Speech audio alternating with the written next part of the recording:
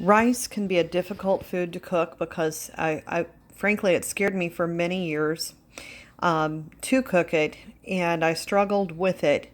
One thing that I found that worked that I did well with when I did white rice was to cook it with 1 part rice, 2 parts water in a pan, and I would cook it on a medium heat. And when the water had boiled out to the point that there were what you could call, I was told they were called fish eyes, like you could see that the water was all gone and that the rice had absorbed it, I would then remove my pan from heat.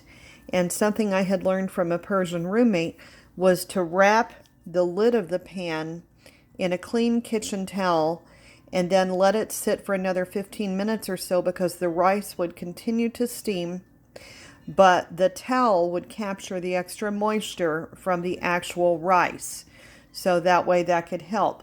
Some things that can help you as far as knowing what went wrong with your rice, and I'm hoping today's goes right for me, is that if rice is too watery, it can mean that your rice wasn't cooked long enough. If it's hard, chewy, or burned, it can mean you didn't add enough water or that it's overcooked. And if it's mushy or sticky, it means you added way too much water. Something else to remember if you cook it in a pan is that steam is what cooks rice, and your water above the rice should not exceed more than an inch above the level of rice. So you put the rice in and then put the water in. After I got comfortable cooking rice on the stovetop, I had my heart attack, and then I wanted to start making brown rice, and brown rice was even harder for me to cook because I could never get it done. And what I discovered was that baking the brown rice worked very well. And I would again do the 1 part rice, 2 parts water in a baking pan, securely cover the pan either with a lid or aluminum foil, and bake it in my oven for at least an hour. Then I would remove it, fluff it with a fork, and let it steam inside the pan. That worked very well and is a pretty foolproof way to do it.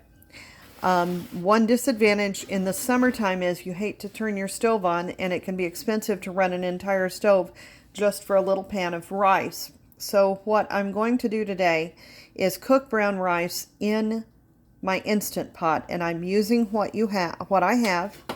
The recipe I have says to use 2 cups of brown rice. Well, right now, unless I go into my pantry storage, this is all I have, which is a little over a cup. So I'm going to put that into the Instant Pot. Instead of using bouillon, I have the bone broth that I made last weekend. And I'm guessing at this measurement because this is still pretty frozen, and when a liquid is frozen, it expands. This should be about 1.5 cups if it were liquid. And it looks like I've got about 2 cups there, but I really think that once it defrosts, it's going to be closer to that 1.5 cup measurement. That's all I had to do to put into the pan. Then I put the lid on the Instant Pot, and I go to where the measurements are, or to where the setting is for it. I'm going to turn it on, and this I'm going to set for 15 minutes.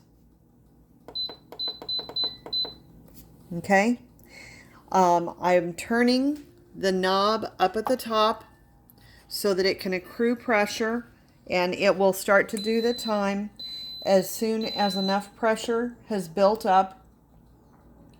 And after the pressure has built up and it's cooked for the 15 minutes, my little C3PO BB-8 is going to beep at me, and it will tell me that it's done. And what I'm going to do this time is let the Instant Pot release pressure naturally, which will probably take about 15 minutes or so. And I'll know that it's done when this little metallic button is back down in position like it is now. And as always, be cautious when you open a pressure cooker. This is the most dangerous part. I'll wait till that button is down, and then I'll use a wooden spoon. Give me just a second. I think I can. Here it is. I call this my pressure cooker spoon, just because it has a long handle, and I can push. Once the pressure is done, I push it with this. This is far enough away that if steam comes out, it's not going to burn me. And if this isn't going down fast enough to release the pressure, I can use the tip end of this to also release the pressure. But I've set this back to accumulate steam, and I think I'll have rice in, oh, sorry about that, 30 to 45 minutes. It'll be ready to go.